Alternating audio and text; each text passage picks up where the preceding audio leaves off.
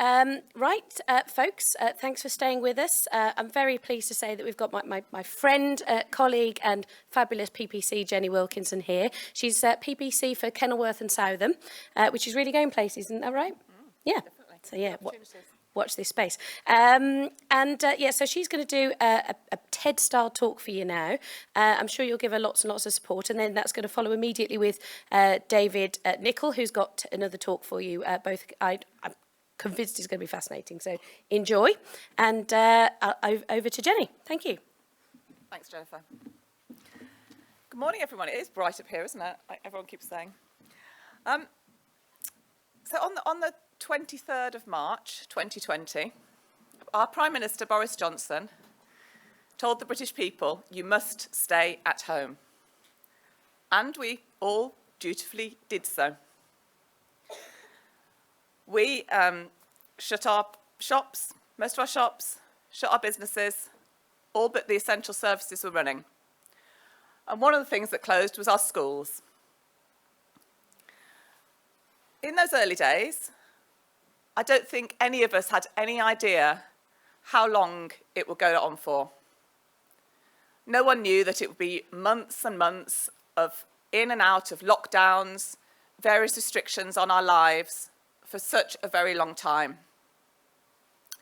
For our schools, it was just a couple of weeks before Easter, and I think we all hoped they'd be going back by the summer term, but that wasn't to be. It turned out to be months and months of closure and disruption.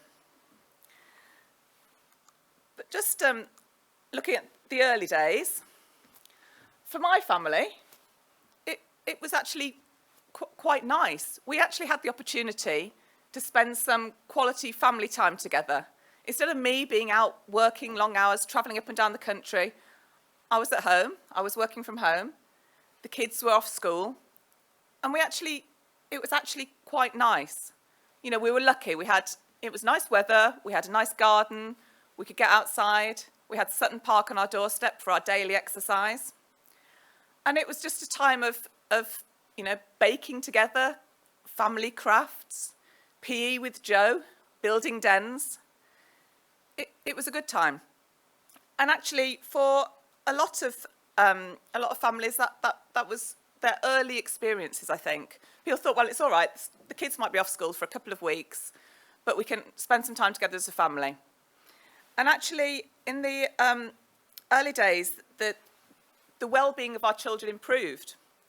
A Children's Commissioner survey found a substantial increase for 18 to 17-year-olds who said they were rarely or never stressed in the previous 4 weeks. So pre-lockdown, there was about 23% of those children, and it was up to 42% in June. So actually the break from school and having that time was a positive initially. But of course, things went on. Some schools did reopen in June, but to only a limited number of children. So most children were still off school, and they started doing some remote learning.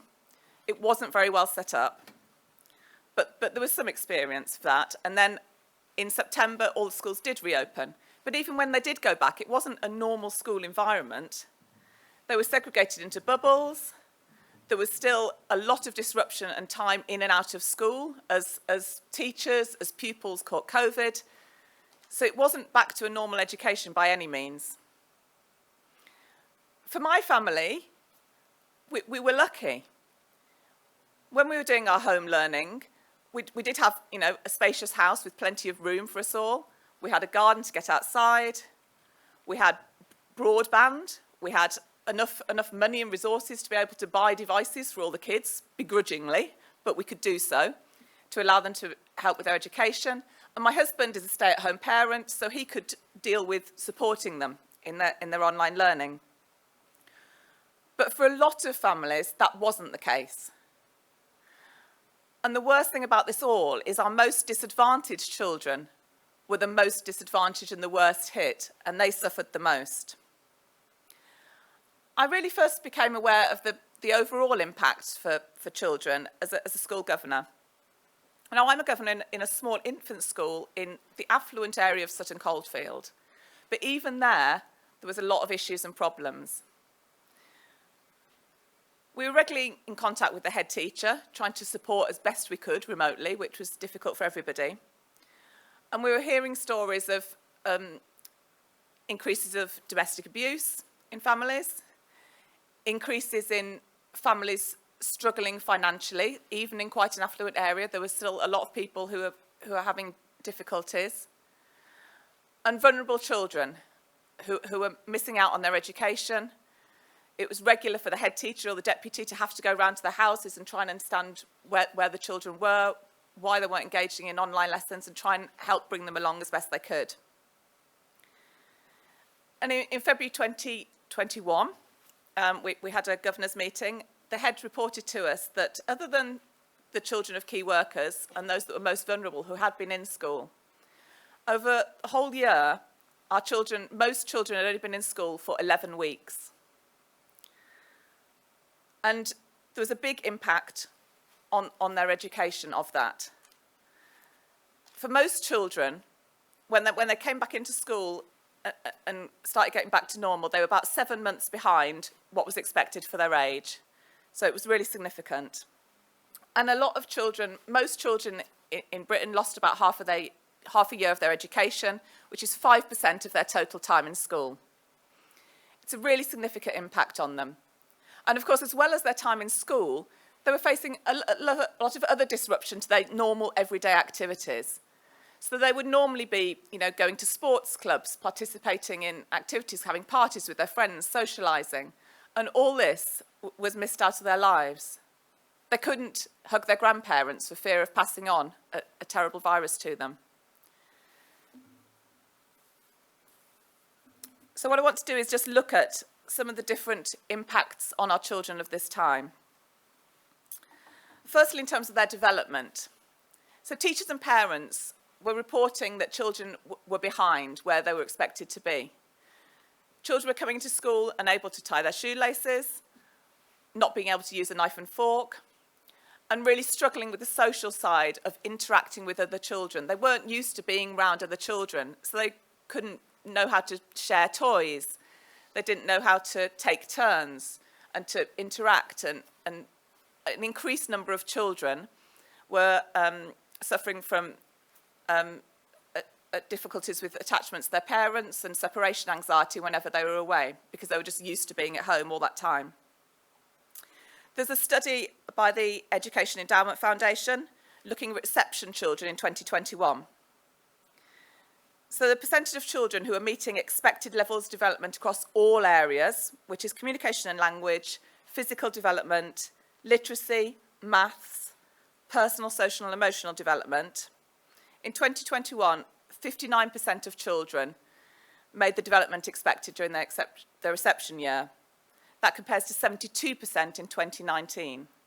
And to sort of put that into clearer terms, that's 3 children in every classroom on average were behind where they were expected to be. So that's in terms of their development. And Sir Peter Lample, chair of the Education Endowment Foundation, had this to say: "It's deeply concerning to see the wide-ranging impacts that the pandemic has had on the development of the youngest children. The early years are vital for social mobility, as this is where gaps in outcomes first begin to take hold." So the impact of that effect on their development in the early years is then really significant as time goes on and they progress through their education.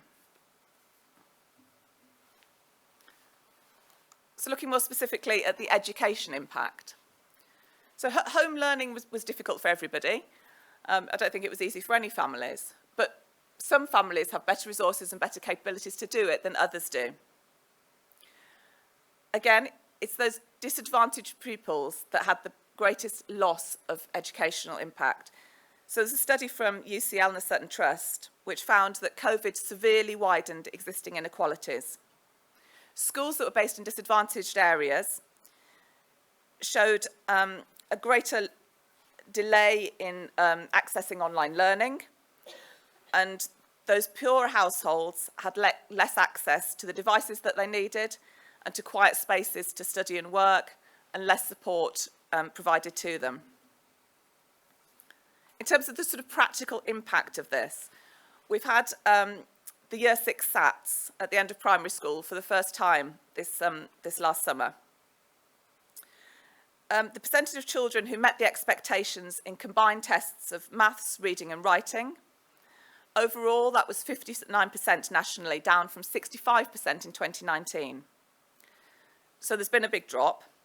But for disadvantaged pupils, only 43% of children met expectations across all those areas. That compares to 65% of non-disadvantaged children. And that's the biggest gap between advantage and disadvantage since 2012. So 10 years of efforts to improve that attainment gap have been lost.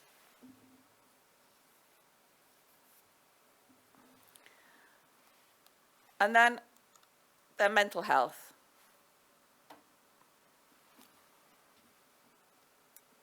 There was, again, reports from teachers and parents of children struggling with their mental health and well-being. A lot were becoming more withdrawn, not engaging as much and clearly struggling.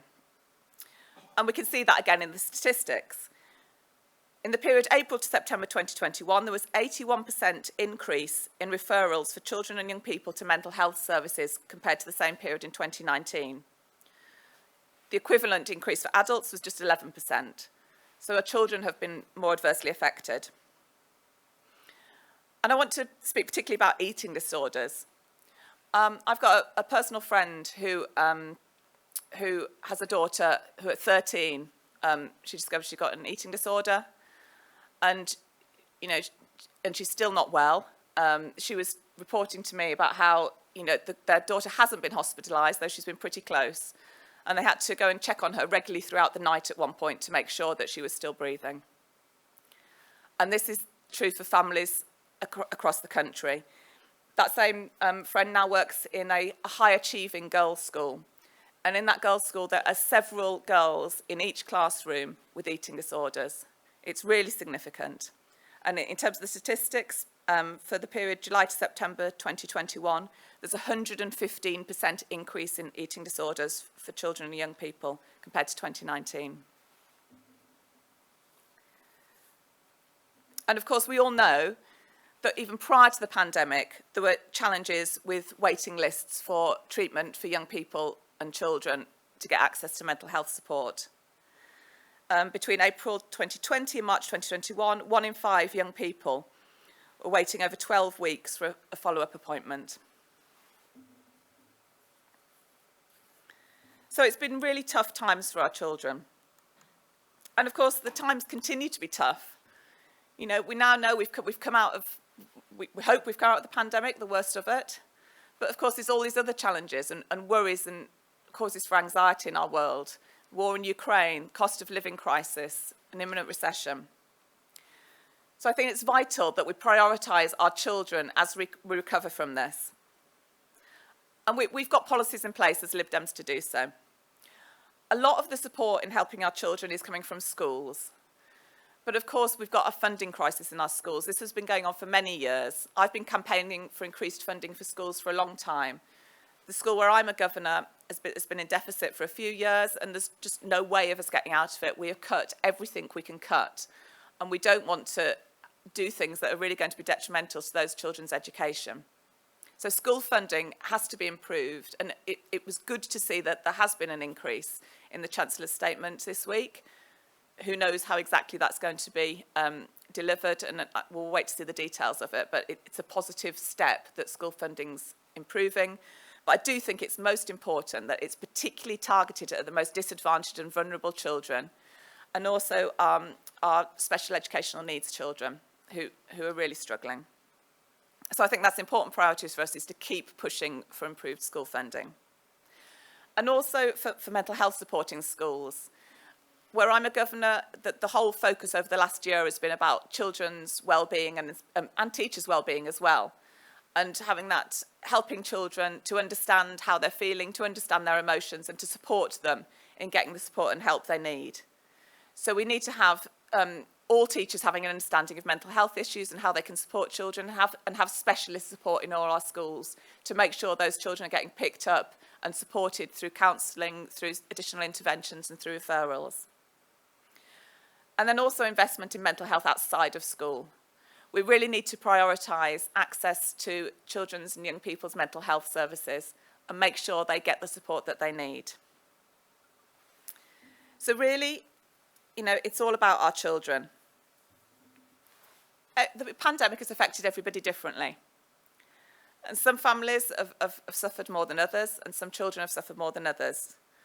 As is often said, we've all been in the same storm, but we've been in different boats.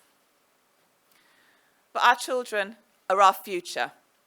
And so I urge you to keep, as Liberal Democrats, calling out for our children, consider the impact on our children of every decision that we're making, and make sure that they are really supported. We need our children. Thank you.